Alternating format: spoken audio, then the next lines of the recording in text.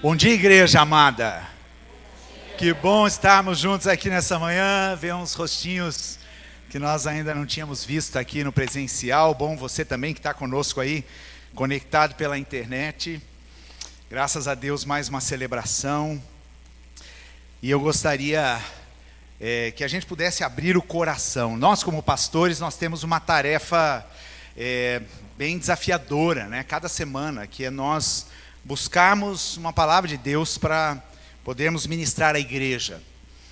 E eu digo para vocês que eu estou, acho que com umas 4, 5 mensagens que estão na fila aí, né? Esperando o momento certo para colocar em ação. E certamente tudo isso é uma direção que Deus vai nos dando, né? A respeito de temas importantes para a gente trabalhar com a igreja, direcionamentos, né, que nós entendemos que sejam importantes. Mas existem algumas palavras que elas são muito específicas, né? Aquela convicção de que Deus fala conosco, é isto que eu tenho para a igreja hoje. E essa palavra de hoje, ela se encaixa nessa última categoria, ok? Então, abre o teu coração, recebe aí, tá? Recebe, não perde não, aquilo que o Senhor tem para você. Vamos só orar pedindo que o Senhor nos dê graça para recebermos essa palavra. Deus, obrigado Deus por esse tempo, pela presença do teu Espírito nesse lugar. Oramos Deus para que esta semente que será semeada, ela caia numa boa terra e dê muito fruto, Senhor. Nós queremos estar atentos, tira tudo aquilo que nos dispersa, tudo aquilo que tira a nossa atenção. Nós queremos os nossos olhos e os nossos ouvidos agora conectados com o Teu Espírito Santo, em nome de Jesus. Amém. Amém, queridos. Eu faria uma pergunta para você, que é a seguinte: qual que é o tema central das Escrituras?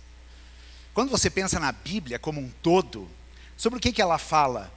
Será que ela fala de obediência? Será que ela fala de mandamentos? Será que ela fala de salvação? Será que ela fala de vida com Deus? Será que ela fala de oração?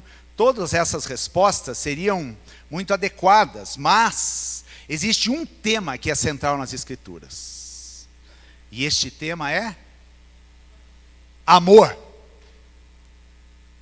Amor, que tem a ver com relacionamento com Deus. Por amor, Deus veio a nós.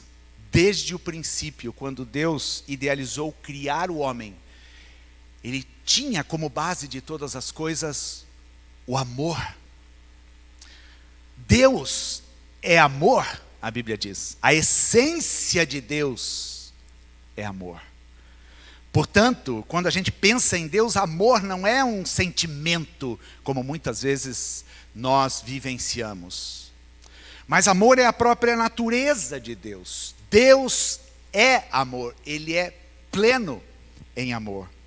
Por isso, toda a história das Escrituras, toda a história que narra o relacionamento de Deus com o homem, tem a ver com amor. E se nós quiséssemos escolher um verso-chave para isso na Bíblia toda, seria qual? João 3,16. Porque Deus amou tanto ao mundo que deu o seu Filho. Porque Deus amou tanto. Nós acabamos de participar da ceia, e a ceia fala do sacrifício de Jesus. Por que será que Jesus assumiu a cruz? Só para obedecer o Pai? Ou porque Ele nos amou? Jesus diz aos discípulos que Ele os havia amado até o fim. O Chico mencionou esse texto essa semana na reflexão, semana passada. Até as últimas consequências Jesus amou. Foi um ato de obediência a Deus? Lógico que foi.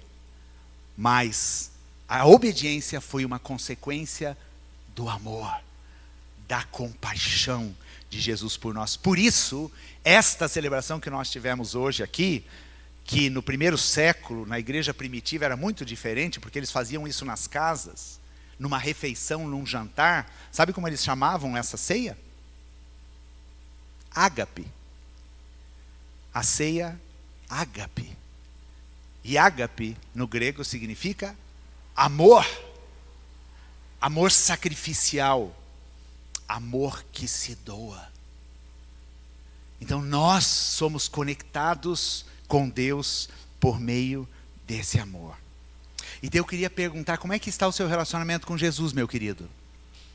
Como é o seu relacionamento com Jesus? O seu relacionamento com Jesus está baseado no você manda e eu obedeço? O seu relacionamento com Jesus está baseado num oi de vez em quando? E aí, Deus, tudo certo?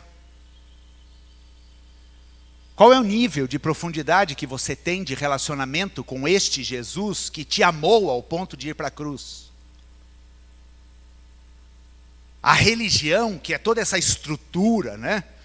Essa estrutura que muitas vezes ela é bem nociva para o ser humano, ela nos ensina que a gente vai fazendo as coisas para Deus, né? Vai fazendo para Deus. Ora mais. Jejua mais, lê a Bíblia, lê mais a Bíblia. E daí a gente vai, né? Aquilo vai pesando, não é verdade? Alguém já viveu isso? Vai pesando. E aquele fardo cada vez se torna mais pesado. Porque não é um relacionamento baseado em amor. Qual é a intensidade do seu amor por Jesus? E eu quero ao fim dessa mensagem que você consiga, a partir dela e desta semana, refletir qual é a intensidade do meu amor por Jesus. O quanto eu amo esse Jesus. E esse é o tema da minha mensagem. O quanto eu amo a Jesus. Se a gente tivesse um medidor, né, tipo esses termômetros que a gente está vendo aí em tudo quanto é lugar, medindo a temperatura, né? Põe assim, tss, você ama 85,4, numa escala de 1 a 100. Tss, você ama 35,2. Você ama 15,7. Seria bem fácil, né? Se a gente tivesse um medidor assim, qual é a intensidade do meu amor a Jesus? Só que não é bem assim. Mas a partir dessa mensagem eu quero que você reflita nisso. O Cris relembrou aqui umas coisas lá do Arco da Velha, né? Quando ele era adolescente. Né? Faz tempo, hein, Cris? Ainda bem que eu era bem jovem. Faz uma adolescência já, né, que ele era adolescente. Eu também, quando eu fui pensando nessa mensagem, eu fui pensando na minha caminhada com Jesus. Eu me converti aos 15. Meus primeiros 5 anos com Jesus foi aquele tempo da descoberta. Eu lia muito a Bíblia, eu queria servir a Deus, eu compartilhei isso na célula essa semana. Tudo que precisava lá na primeira igreja, precisamos fazer isso, fazer aquilo, estava eu lá me dispondo a fazer. E era aquele primeiro encontro, né, aquele primeiro relacionamento, apesar de ter sido criado num lar evangélico, foi uma mudança, foi uma descoberta. E eu comecei a crescer nesse amor de Deus e no relacionamento com Deus, só que à medida que eu buscava Deus, eu queria mais. Eu não me contentava na maneira como eu estava, até o ponto de aos 21 anos eu ter recebido o chamado de Deus para o ministério.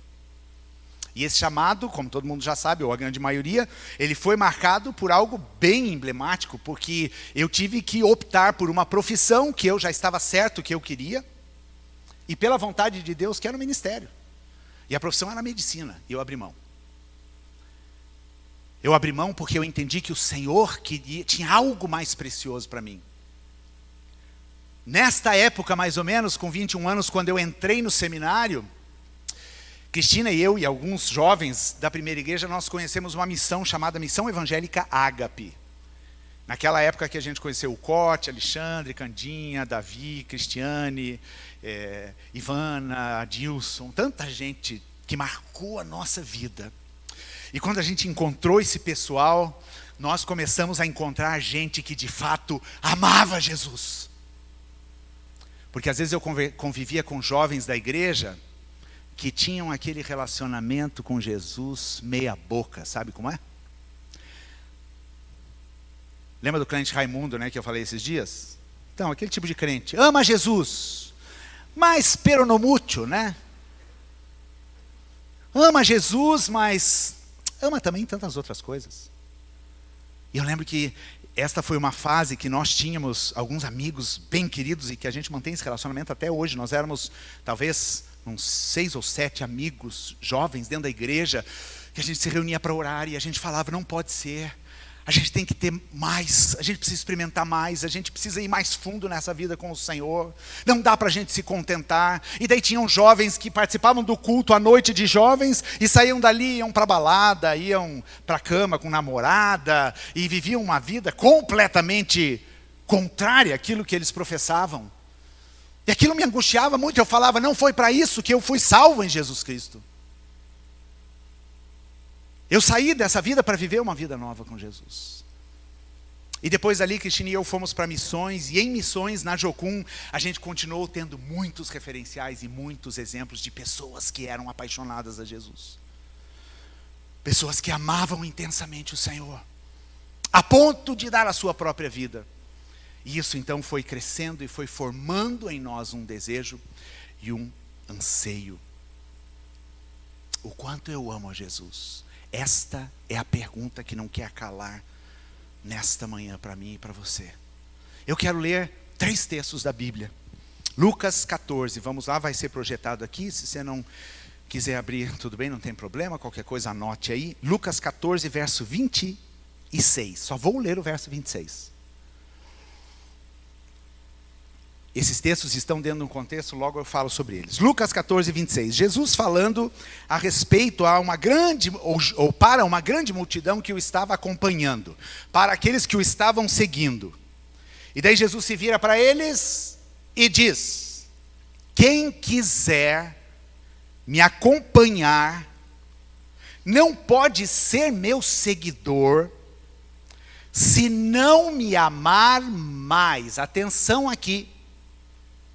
Se não me amar mais do que ama o seu pai, a sua mãe, a sua esposa, os seus filhos, os seus irmãos, as suas irmãs e até a si mesmo. Prestaram bem atenção nesse versículo? Foi Jesus quem disse, tá? Não fui eu não. Jesus está dizendo para as multidões. E eu me lembrei, quando eu estava preparando essa mensagem essa semana, eu me lembrei no dia ou nos momentos em que eu descobri esse texto na Bíblia, e eu pensei, uau, como assim? Porque tem uma outra tradução, se você tem aí a tradução revista e atualizada, lá ele vai falar sobre aquele que não aborrece seu pai, sua mãe, sua irmã, depois a gente fala sobre isso. Mas ele usa essa expressão aborrecer. Nessa tradução ele fala amar mais a mim do que ao seu pai, sua mãe, sua esposa, seus filhos. Você vê que Jesus pega pesado, não pega? Sim ou não? Pega pesado, não pega, Cris? Porque a palavra dele para você é o seguinte: Cristiano, você tem que me amar mais do que você ama a Bárbara. Ou mais do que você ama os teus pais. Ou mais do que você ama a Vivi. É esta intensidade de amor que Jesus quer alcançar no meu coração. E isso é algo forte. Isso é algo que verdadeiramente impacta a nossa vida. É uma palavra forte. Agora vamos lá para o Antigo Testamento, para Oséias. E eu quero ler 2 textos de Oséias. Primeiro, Oséias capítulo 11, verso 1 a 4.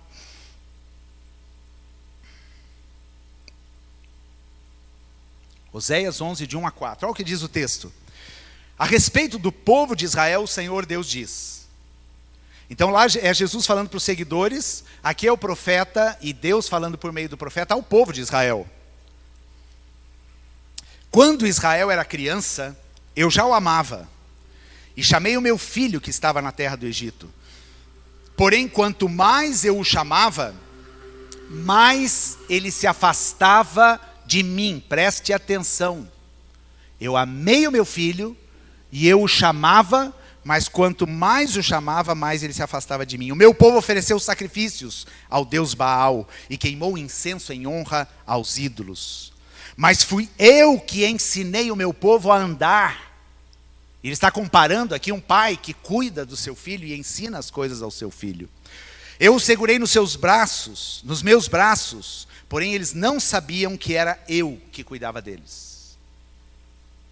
Com laços de amor e de carinho, eu os trouxe para perto de mim. Eu os segurei nos braços, como quem pega uma criança no colo. Eu me inclinei e lhes dei de comer. O que um pai que faz tudo isso pelo filho espera?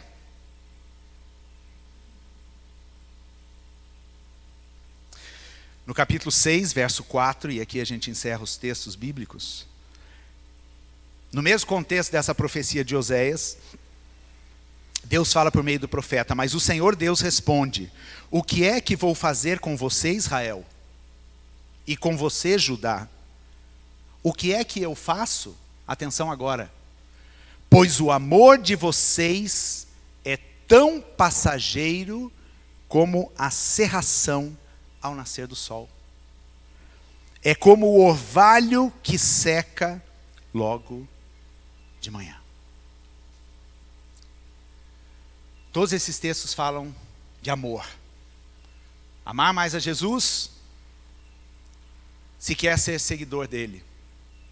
Ou então, um povo que foi amado por Deus, mas não teve o correspondente. Não amou a Deus com a mesma intensidade. Porque o seu amor era como uma cerração, era como uma neblina, era como um orvalho, que não dura horas da manhã. A profecia de Oséias é uma profecia muito curiosa, porque Deus pede para Oséias buscar uma mulher de vida fácil, uma prostituta, e se casar com ela. O próprio Oséias, ele vive, ele encarna a profecia. Porque Deus estava falando, o meu povo é adúltero, o meu povo é idólatra, o meu povo foi gerado por mim, mas se prostra diante de outros deuses. O meu povo se prostitui espiritualmente. Então Oséias, vai lá, pega aquela mulher lá, de vida fácil, e dê uma... ame-a, como eu amo o meu povo. Case-se com ela, dê a ela filhos. E isso aconteceu. Oséias constituiu uma família. Mas daí o que aconteceu? Essa mulher abandonou Oséias e o traiu.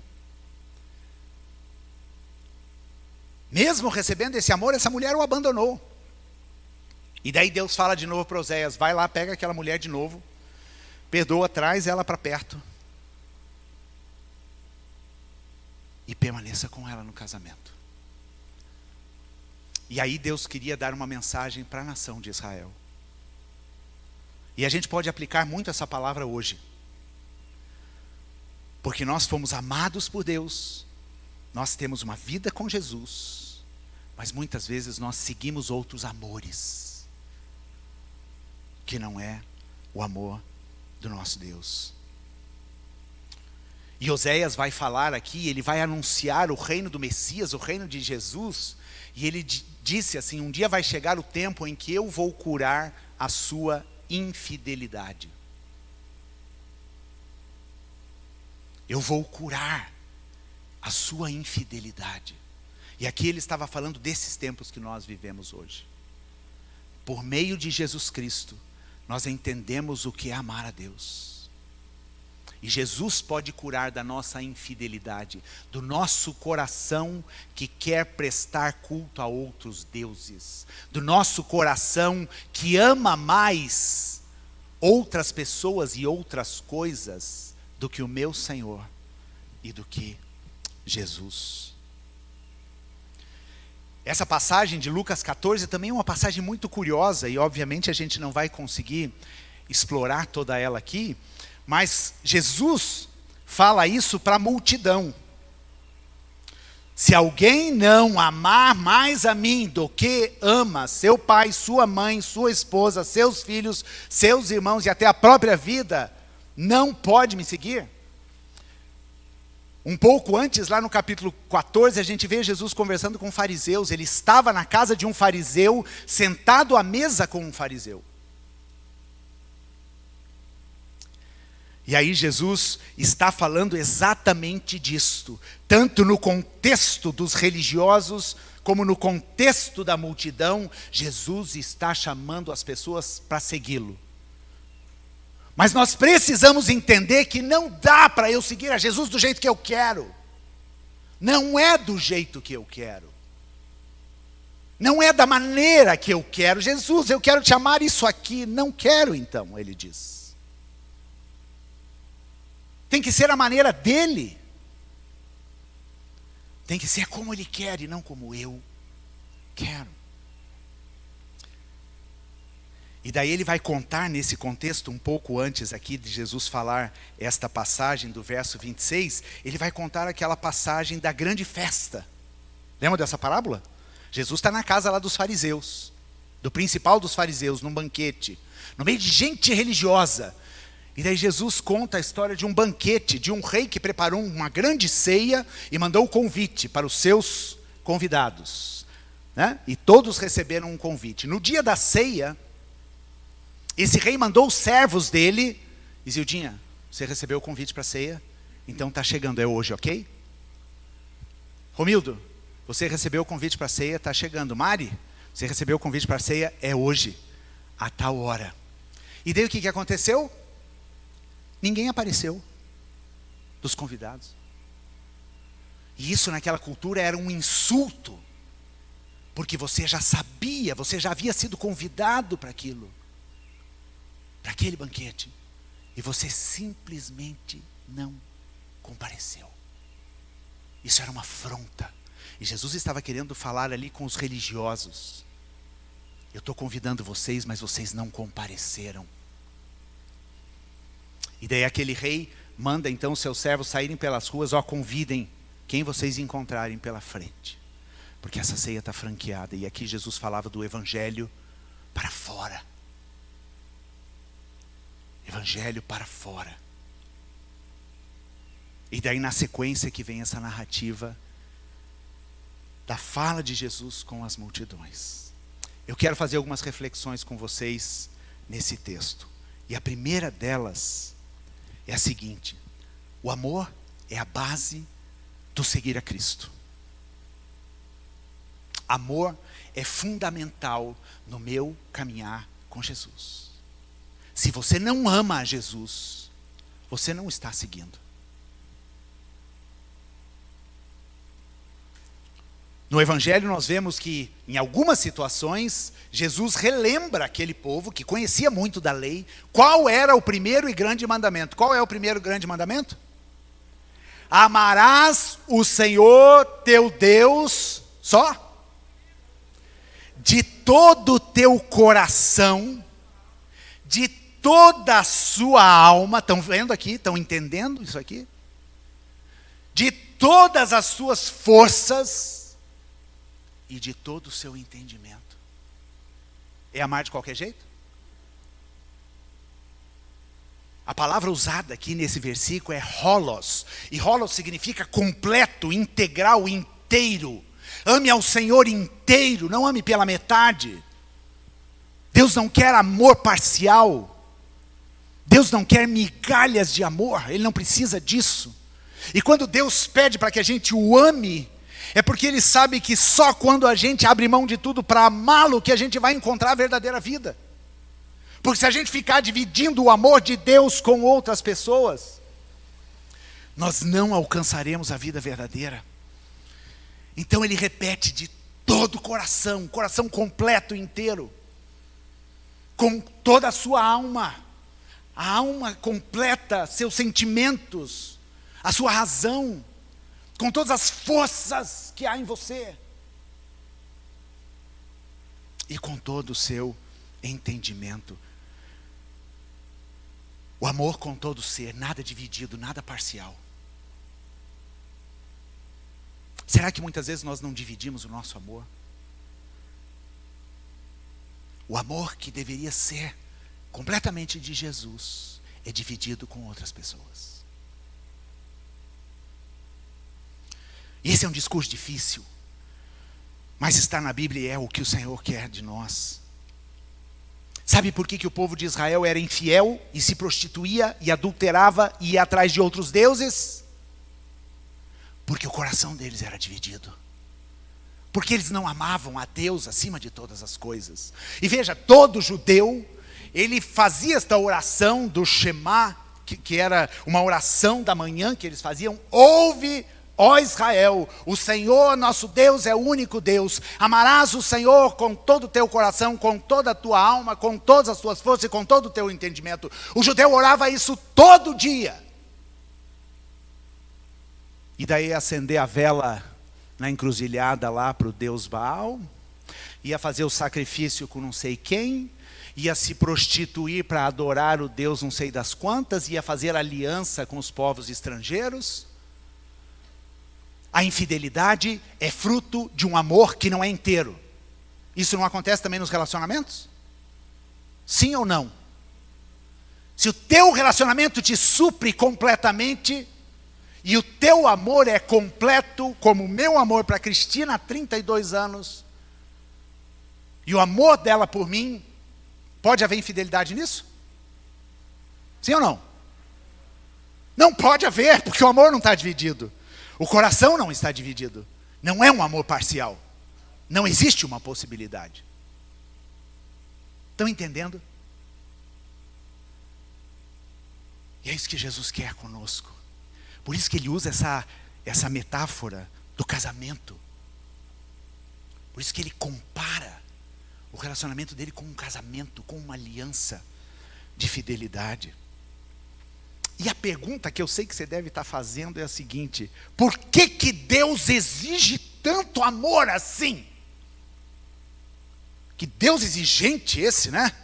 Será que não dá para amar mais ou menos?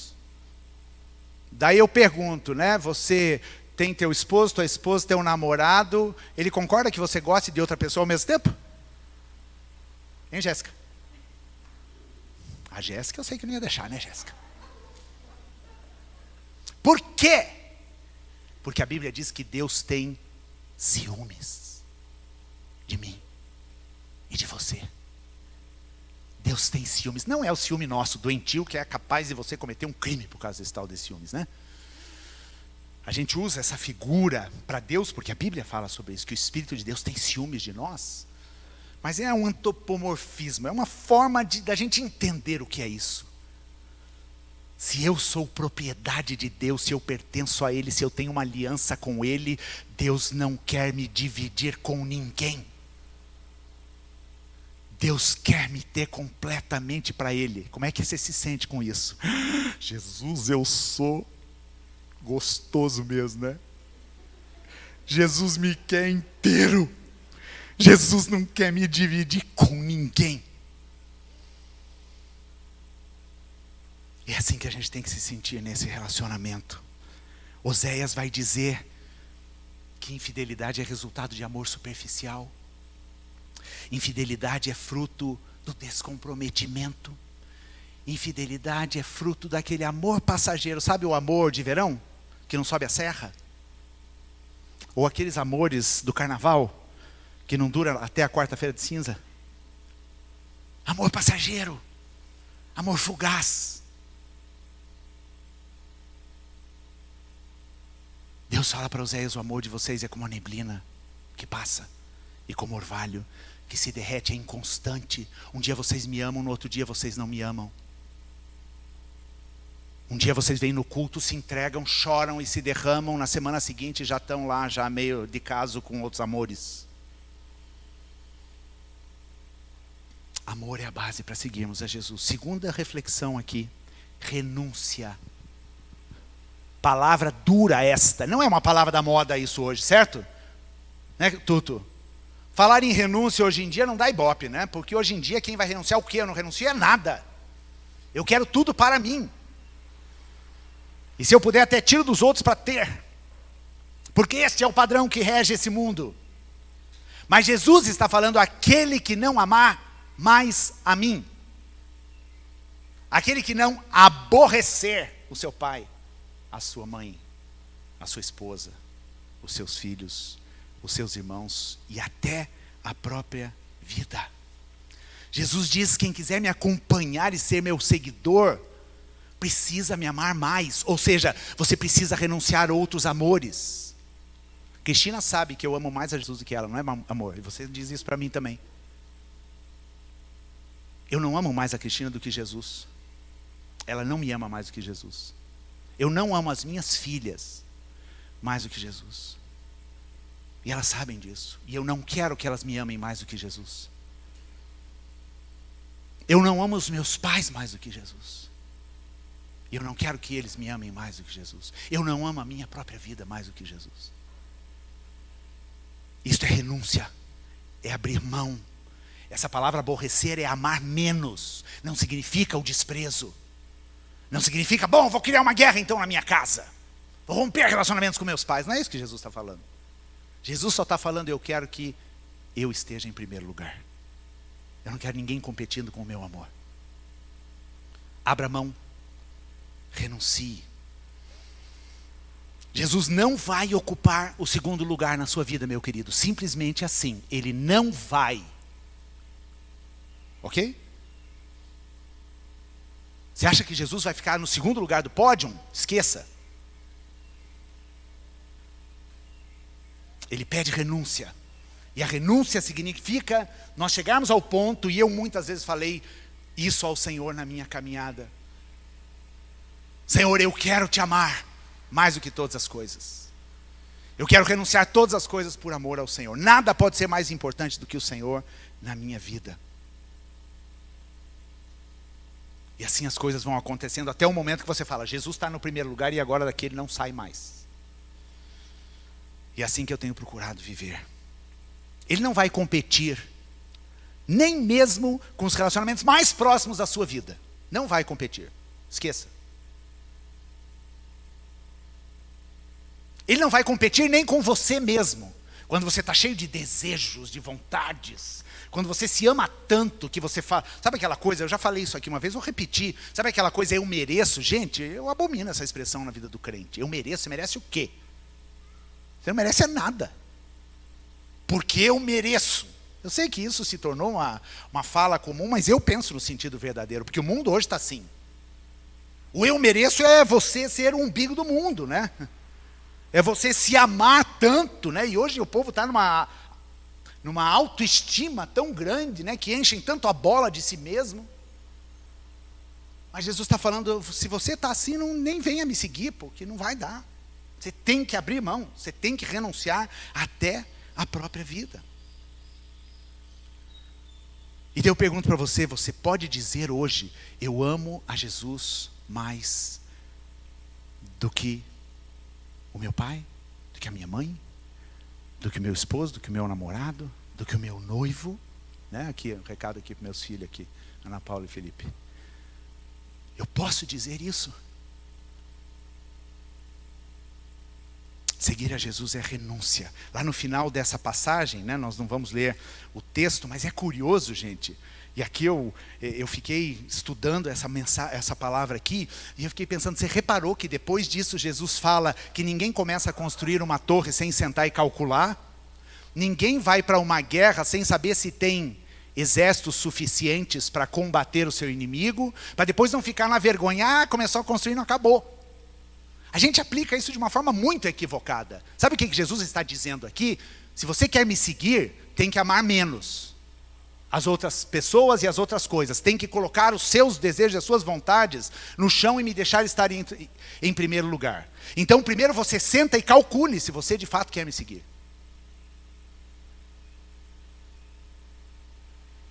É nesse contexto que está essa passagem aqui. Senta para ver se você de fato pode declarar, porque no dia do batismo a gente diz, né? Eu confesso a Jesus como Senhor e Salvador da minha vida, eu declaro que a palavra de Deus é minha regra de fé, e eu vou ler essa palavra, vou viver nessa palavra, eu creio na liderança desta igreja, como minha liderança. A gente promete um monte de coisa no dia do batismo, né? E depois a gente esquece dessas promessas. Então Jesus fala, senta e faz a conta primeiro. Sexta-feira eu saí com o meu filho adotivo aqui, o Felipe, e a gente teve um papo sobre essa entrega da vida a Jesus. E eu disse assim, você precisa tomar uma decisão na sua vida, Jesus espera isso. Então tem que sentar e tem que calcular. Tem que sentar e tem que calcular para depois não ficar na vergonha de um dia ter declarado que ama Jesus de todo o coração, ou declara isso num culto e num louvor, mas depois quando vem os enfrentamentos e os desafios, vaso. Renúncia é a palavra de ordem da vida do crente. E ele diz aqui no final desse capítulo, no verso 33, olha o que ele diz, encerrando esta passagem aqui. Assim, nenhum de vocês pode ser meu discípulo se não deixar tudo o que tem. Tudo. Deixar tudo. Deixa as redes, deixa os relacionamentos, deixa as vontades, deixa os interesses, deixa tudo e segue a Jesus. Renúncia. Daí a gente pensa aí no dia a dia, e eu não vou citar aqui, mas tantas falas que a gente ouve de pessoas que se dizem discípulos de Jesus e não são capazes de renunciar a absolutamente nada, nem um tempo de descanso, para poder servir o Senhor. Isso tudo me faz rever o quanto eu amo Jesus. E por fim, a última reflexão aqui é exatamente esse, o quão intenso é esse amor que você tem por Jesus. Agora vamos ao termômetro. Eu vou te dar aqui um termômetro para você nessa semana responder essa pergunta. Tá? Não venha com aquele papo assim, tipo, eu amo Jesus, mas eu queria amar tão mais. Então comece agora. Né? Porque o crente é meio assim, né? Aquela falsa piedade, né? Não, eu amo a Jesus. Mas eu acho que eu poderia amar mais. Não, meu amor por Jesus é grande, mas podia ser muito maior. Então vamos parar e vamos começar a fazer essas renúncias e dizer para Jesus, e declarar para Jesus diante do espelho, dizer, Jesus, você é a pessoa mais importante para mim, mais do que esse que está se vendo neste espelho. Gente, a vida é outra quando eu vivo desta forma. Porque eu sei que a minha vida está nas mãos do Senhor. Eu renunciei tudo. Ou seja, eu estou com as mãos livres para receber de Deus tudo aquilo que Ele tem que me dar. Eu estou há 40 anos nessa caminhada e não me arrependo absolutamente de nada que eu renunciei na minha vida. Nada. Desde a profissão até tantas coisas que eu renunciei. Minhas vontades, meus planos, dinheiro, tempo e tudo. Não me arrependo de nada. Porque o meu desejo é ter esse relacionamento de intimidade com o Senhor. Como é que eu vou medir então? Vou dar aqui alguns elementos para você responder essa pergunta. Quão intenso é o seu amor por Jesus? O quanto você ama a Jesus? Então vamos lá, isso aqui você deve anotar. Tá? E a primeira delas, o texto já me responde. Quanto mais você estiver disposto a renunciar, mais você o amará. Ponto. Simples assim. Não se engane. Não vai me dizer que você ama Jesus e você não é capaz de renunciar um passeio no shopping em detrimento de um encontro de célula. Esse aqui é um exemplo extremamente, que talvez não deveria nem ser dado aqui. Oi? Então, renunciar. Quanto mais eu renuncio, mais eu amo. Daí você começa a anotar ali, quais coisas você tem renunciado para Deus. Tenho renunciado meu tempo, porque eu estou servindo a Deus em tal lugar, eu estou discipulando tal pessoa, eu estou participando dos mutirões, eu estou investindo na vida de pessoas que não conhecem Jesus. Estou renunciando os meus relacionamentos, eu estou renunciando às minhas vontades.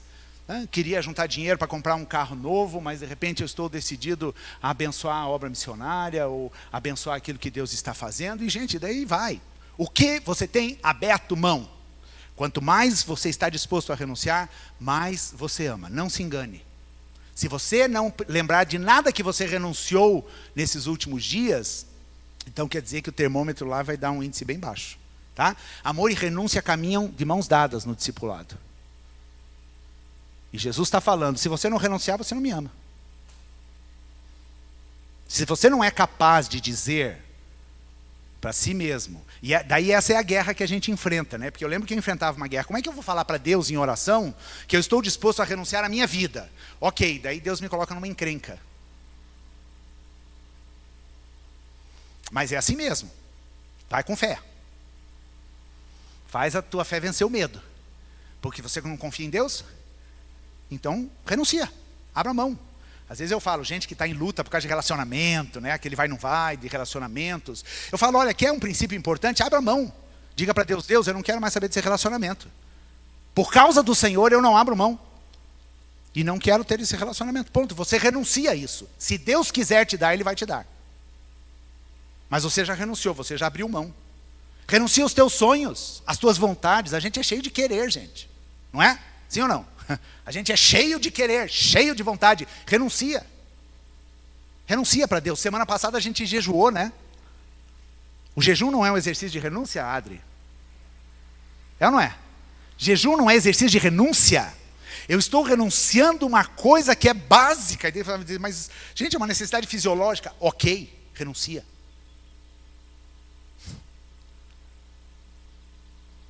Jejum é renúncia. Segunda dica prática aqui, para você saber quão intenso é teu amor por Jesus. Seu amor a Jesus é diretamente proporcional à sua compreensão do amor dele por você. Vou repetir aqui. O amor que você tem por Jesus está na mesma medida daquilo que você conhece do amor dele por você. Quanto mais eu conheço do amor de Deus, mais eu o amo. Não é assim, Zildinha? Não é assim, Gabriel?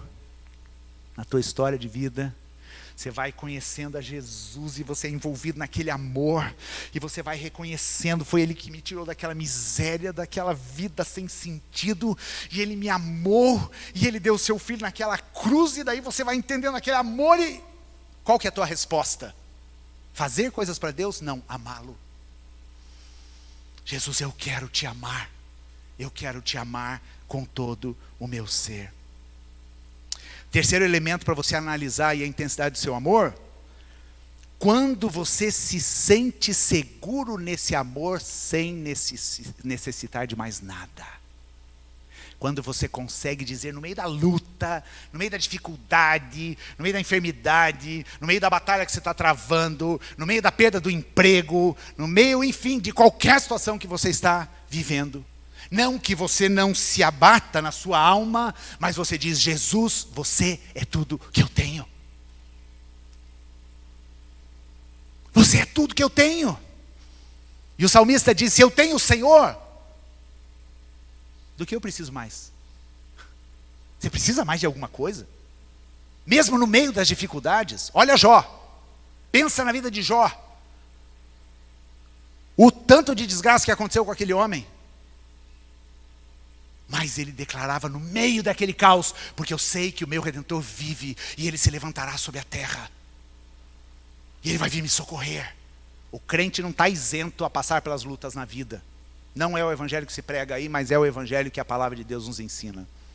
E no meio das minhas lutas e das minhas dificuldades eu digo, Jesus, eu te amo acima de tudo, o Senhor é suficiente para mim, aconteça o que acontecer. Perca a família, perca emprego, perca dinheiro. Eu já vi muita gente assim. Eu já discipulei pessoas que no começo da caminhada cristã era aquela maravilha, né? Deus ouvindo oração, a pessoa prosperando, estava uma benção. De repente começam as batalhas. E é assim mesmo, porque a gente tem que se fortalecer. E daí pessoas dizendo, eu não largo Jesus por nada. Jesus é tudo que eu tenho. Então, se sentir seguro neste amor, me diz o quanto eu amo Jesus. E o último elemento para a tua análise aqui é, quando a presença e a comunhão com Cristo são suficientes para você. Quando nada mais importa na sua vida. Quando tudo cessa. Quando todas as tuas coisas, aquilo que você tem, aquilo que você possui, aquilo que está à sua volta, não tem valor nenhum para você. E você vai para o teu quarto, e se você vai para o teu tempo de adoração e de louvor, e você se derrama diante do Senhor, e você chora, e você declara para Ele o quanto você o ama. Ninguém assiste estes momentos, mas esses são os momentos que Deus quer de nós. Porque como diz um pastor conhecido nosso, Ben Wong, declarar esta comunhão e essa presença de Deus na adoração, no louvor é uma coisa. Mas declarar isso lá no teu quarto, né, Érica? Fecha a porta do teu quarto e a Érica muitas experiências assim com Deus. Fechar no teu quarto e o céu desce, né, Érica? Oh, eu vejo anjos subindo e descendo, né? Deus dá a palavra e arrebata, e aquele tempo de oração, e você chora, e você ajoelha. Eu tive uma experiência nessa madrugada assim. Comecei a orar, era 1h pouco da manhã, conversei com a Adri lá, eu estava no meu tempo de oração, né? Orando e me derramando, e chorando, e ajoelhando, e clamando a Deus, e dizendo: Jesus, obrigado. Obrigado por essa presença. Obrigado por essa comunhão. Obrigado por esse preço que foi pago para me trazer para este lugar. E eu encerro aqui com uma frase. O Rafael Braga postou um videozinho ontem de manhã no grupo do louvor. E quando eu assisti aquele vídeo, eu disse assim: fala Deus, né? Porque o vídeo falava exatamente disto. E eu quero citar uma frase daquele pastor Dan Duke, que diz assim: Jesus está procurando por um povo que só queira Ele, nada mais, somente Ele. Está me entendendo, querido? Jesus quer um povo que só queira Ele, aonde Ele será o começo e o fim de todas as coisas. Eu queria te convidar a ficar em pé. E eu sei que essa mensagem traz impacto, mas é um impacto bom, porque nós não podemos nos enganar no nosso relacionamento com Jesus. Nós precisamos chegar neste ponto de dizer para Deus que nós só temos a Ele. Como tem uma canção que a gente canta, né? Jesus, eu só tenho a Ti. Esperança do porvir. Jesus, eu só tenho a Ti. Eu só tenho a Ti. Quando eu estou feliz, celebrando vitória, eu só tenho o Senhor. A honra e a glória são todas Tuas. Quando eu estou na luta, passando pelas minhas provações, eu só tenho o Senhor. O Senhor é suficiente para mim. Jesus, eu só tenho a Ti. A presença de Jesus me basta. E aí eu vou aprender a amá-lo. E amá-lo ainda mais. E ir mais fundo nesse rio. Vamos orar. Deus, obrigado, Jesus, pela Tua palavra e pelo desafio que o Senhor traz a nós. Jesus, são palavras do Senhor, que aquele que não amar mais o Senhor do que pai, mãe, esposa, filhos, irmãos e até a própria vida, não são dignos de Te seguir. Deus, faz nós compreendermos essa verdade por meio do Teu Espírito Santo. Jesus, ajuda-nos a responder essa pergunta: o quanto eu tenho Te amado? Jesus, ajuda-me a ter forças para renunciar o que for preciso, para Te amar ainda mais, e para Te experimentar e viver num relacionamento ainda mais profundo com o Senhor. Porque o Senhor não está interessado naquilo que eu posso fazer para Ti. O Senhor quer a minha vida, e o Senhor me quer por inteiro.